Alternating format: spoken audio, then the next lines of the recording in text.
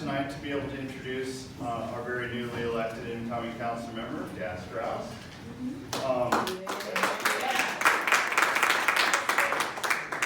Looking forward to some good policy work down at City Hall.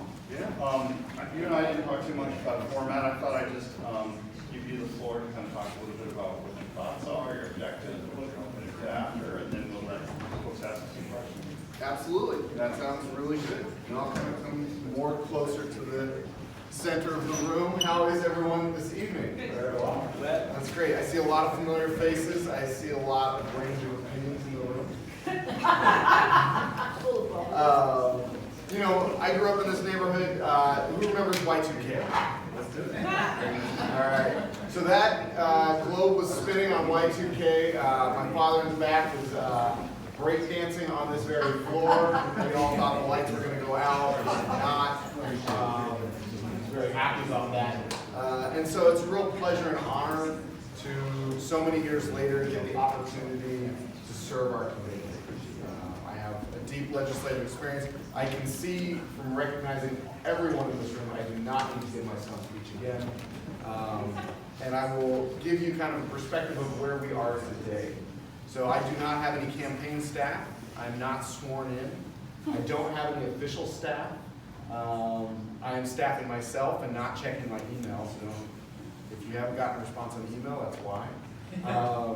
And so it's also a really important time for me to refresh and re-engage for the next 4 years. And this is one of the first engagements that I've come to. The first engagement that I went to was this morning. This is the second.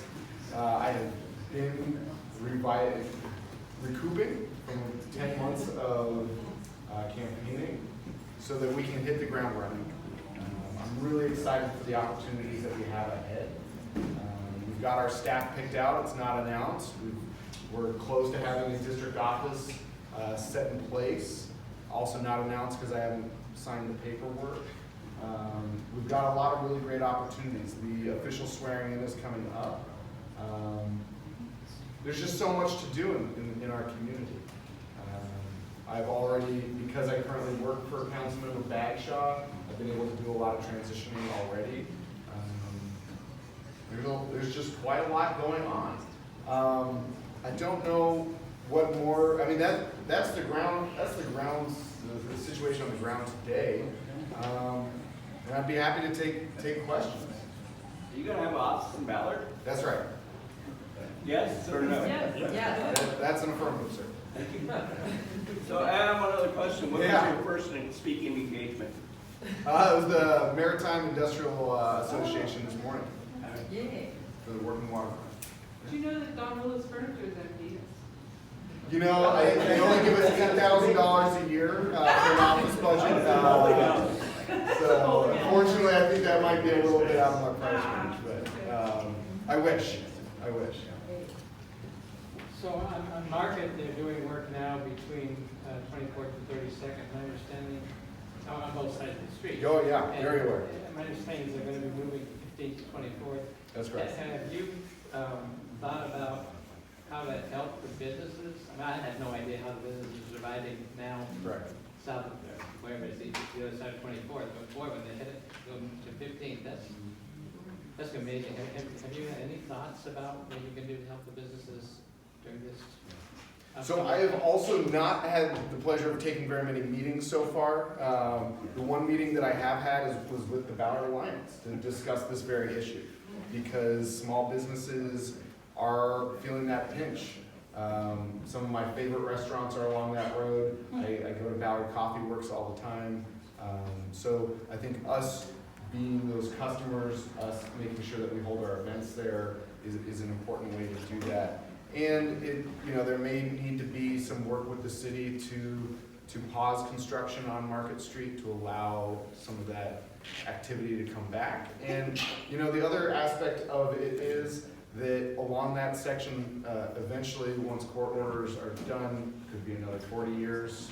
Because also, who remembers Y2K? And then think about 6 years from now, it's like 2 presidential elections from now. That's how long ago the Burke Gilman Trail conversation happened. Y2K plus 6 years.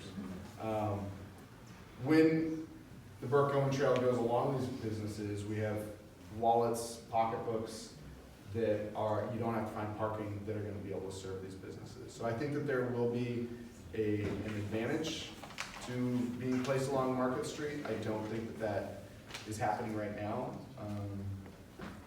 And so it's an issue that I'm very aware of, and that I've already spoke to SDOT about. Yeah. Angie? I would love to ask one about small landlords with rental issues. There's been so much recent legislation and new topics coming up.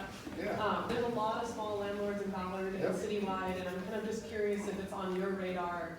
I haven't heard any advocacy or discussion within council for the nuances of how policies are different for larger corporate landlords versus smaller, local, often more affordable landlord relationships. The ones who are keeping So- our affordable housing organically. I was a small landlord and we just rented a 1920s house to 4, young folks from Ballard who work Yep. at local businesses, and it's a, not cheap, but a reasonably affordable option for them to be sharing that house.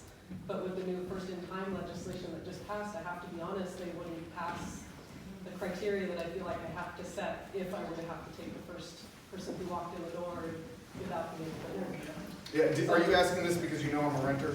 No, I'm just asking it because it's a huge topic for me and for a lot of other people that I know. And Absolutely. I'm just curious if it's on the radar. It is, because To look at the nuances of all of these policies that have passed and that are being discussed. yes, it absolutely is. So I'm a policy wonk, I'm a nerd, I love getting into the details. It oftentimes really bothers my colleagues and other people that I work with. I don't let details get past me. Something that I've experienced being a renter is that folks probably such as yourself, although I've never rented from you, are oftentimes they're better landlords, right? So I had a great landlord in Ballard who would mow the lawn, who would make sure everything was fixed like immediately. May not have abided by the 48-hour rule, but that was okay. Kept the rent at a reasonable price, and really I still see him around the community, and we have a relationship, right? There's a relationship there. Yeah. As compared to the unit that I'm in right now, that I know in 2009 was $925 for a 2-bedroom. That raised to $1,150 by 2011, and I'm paying over $1,600 a month for a 1-bedroom. I'm getting nickel and dime at every opportunity. The things are not fixed on time. I have rust in my sink, in my water all the time. I mean, so, and that's by a larger company, right? And so I understand that there's a difference between a for-profit larger company and our neighbors. So are you committing to look at some of that legislation and how it's been affecting the rental housing in the neighborhood and small landlords for the community? I'm gonna be looking at all of the legislation. Absolutely. Other questions? Hey, how are you? Fine. How are you? Great. So, what's your position on North Jersey? Well, are you asking that? These officers here? No, I will I'm tell asking you because that, I'm concerned about that. we need to expand the capacity that we have, whether that's having a second precinct north of the Ship Canal or enlarging this precinct. I did a ride along with Officer Sergio Garcia. I've seen what a day on and that was a really interesting experience for me because I've grown up daily life here in Ballard, and when you walk around with an officer, you get a different perspective. They are social workers, they don't have the resources to direct people to where they need to be, and, the North Precinct is it's over capacity. How are you? Yeah, sorry, we're also there's a lot of people here. I don't have a policy position. Thank you. I went to all your meetings before the election. I have a question about, in my career, I've been on teams that have worked well together, and I've been on teams that don't work well together, and teams that work well together can work through really tough issues and get a lot of things done. And I'm just curious, there's lot of noise about our current city council and how people get along, and there's like new people coming on, and I'd love to hear your thoughts about, have you been in touch with the new people? Are there thoughts about how you guys are going to create this environment where collectively you're going to solve some of the toughest problems going on right now? What's the approach? The approach is having good relationships with people so that you can disagree and do so politely and respectfully, and so that you can agree and collaborate and get things done. I do want to just really do some level setting for folks here. I think that there's a lot of attention put on council as being responsible for implementing the solutions that you're looking for. And it's a good reminder to always remember that the majority of the departments in the city government are executive departments that answer to the mayor. And the reason that this is important to remember is because so often, depending on who the mayor is, departments won't be allowed to meet with council members or staff without the mayor's approval. And so, over the last 4 years, when we look at what type of framing from the media has been on the council, it's really a good question to ask. What is this frame being put forward? How is this frame being put forward? And who is ultimately responsible? The council is absolutely the front-facing body that is accessible to the public, and the majority of the decisions that are made by directors' rules or by the mayors or by the mayor.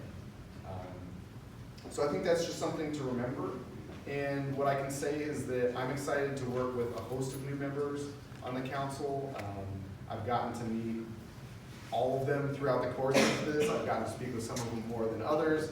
And I'm really excited that I've had some time to start transitioning. I think I got a leg up. So I appreciate that. It was a bit of a non-answer. I was kind of looking for more specifics about, is there space and time where the council's actually going to work on how are we going to work together, how are we going to work with the mayor, how are we going to elevate our conversations? Is that part of the thought process of getting going?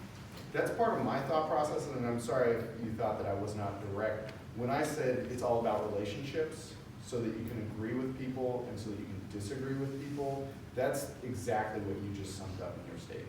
It's the ability to collaborate when you have shared interests, and it's the ability to disagree without burning the house down. But is everybody on the same page on the council, and are there thoughts about how to get all of them? You're asking me to answer a question for 9 people, and I'm only one. And I also haven't taken office yet. And so, I just the majority is outreach happening and discussions already happening. there's conversations occurring, and none of the council members, except for Councilmember Peterson, have taken the oath of office yet. And so I think that, and I know that one of them's not even in the country at the moment.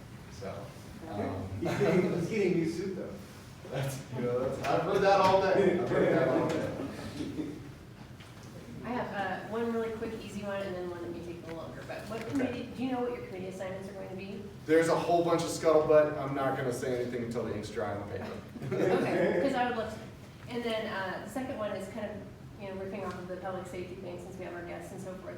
Have you given any thought to maybe partnering with Alex Peterson and Deborah Juarez to really kind of represent a block for North Precinct? Because I think the 3 of you speaking for us in unison would be really powerful.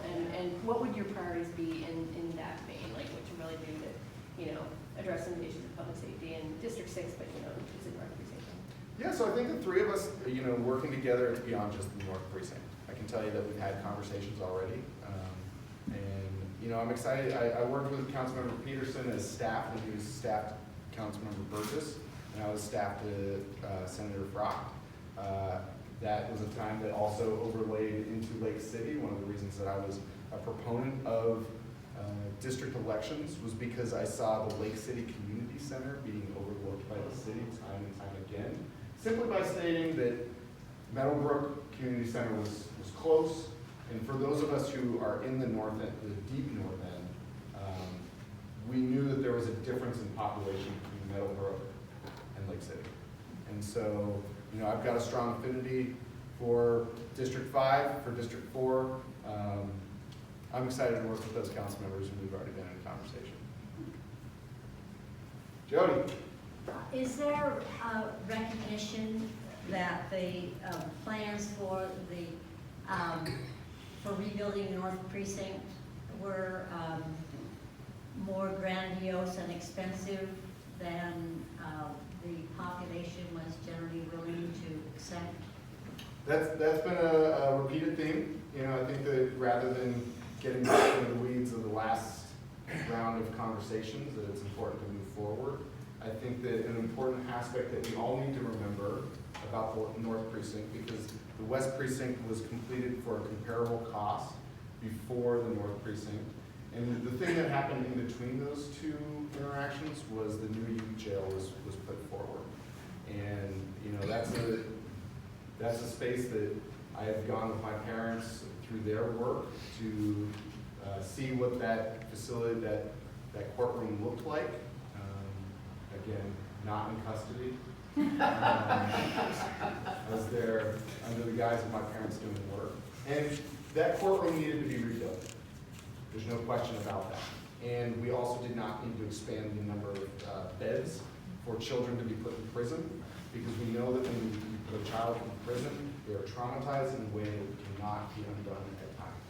And so our community came around and had a really tough conversation about the fact that we were building more prison beds for youth.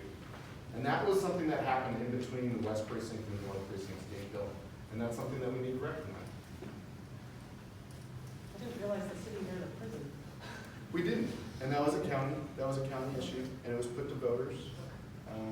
And that's a conversation that happened in between those two police precincts being built. And that's something that we need to recognize is a part of the conversation in our community. Another one. One last question. Oh, Time's flying.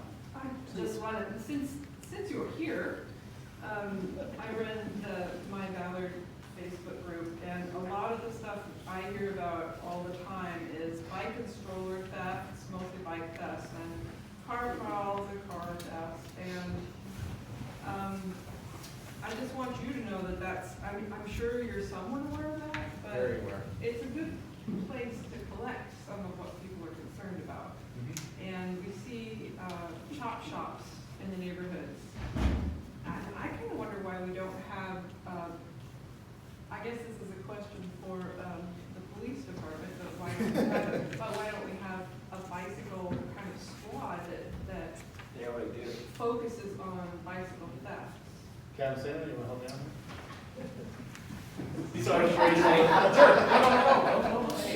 The North Precinct is the largest precinct of all 5 precincts.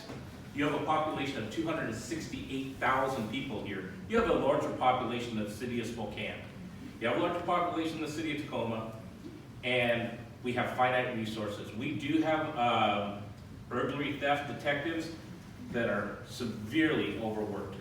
Property crimes are my #1 crimes. They represent 92% of all crimes committed in the North Precinct. 92%. But what seems to make the news and things like that are the violent crimes. And recently we've had a bunch of homicides off of Aurora Avenue. Last year we had 0. 2018 0. This year 6 between 85th and 130th. 6 murders up there. We've had a spike in sex offenses and rapes. So I sometimes feel like we are putting our finger in the dike, but we have, we know that property crimes are the #1 crime up here, and that's what affects the general population more than some of the violent crimes, because a lot of these violent crimes are known suspects, unknown victims. Even our rapes, where some of the sex offenses involve prostituted women and buyers not paying them. And we started working a lot of undercover operations to go out after the buyers, and surprise, surprise, my sex offenses in the last 2 months have dropped 89%. So, having said that, I know that property crimes, auto theft, burglaries, and car crawls are what affect you the most. And we use real-time data. I talk to my burglary detectives, I have a community police team, but unfortunately, my community police team is out here dealing with homelessness issues with the navigation team, so we're doing a lot of different things. We do have a bicycle squad, but they are tasked with other things. They don't go out. My burglary theft detectives are the ones that are investigate the property crimes here in the city, in the North Precinct. What we need to do is to work with crime prevention, and I have a crime prevention coordinator that goes out and try to figure out how to prevent things from happening. For example, auto theft spike, but here's one of the things I tell people not to do. If it's cold outside, do not start your car, go inside and let it warm up so that you can go get your coffee or whatever. And then if your car is stolen, don't be surprised. If you are out shopping and you leave packages and items in your car, don't make it attractive for people to steal.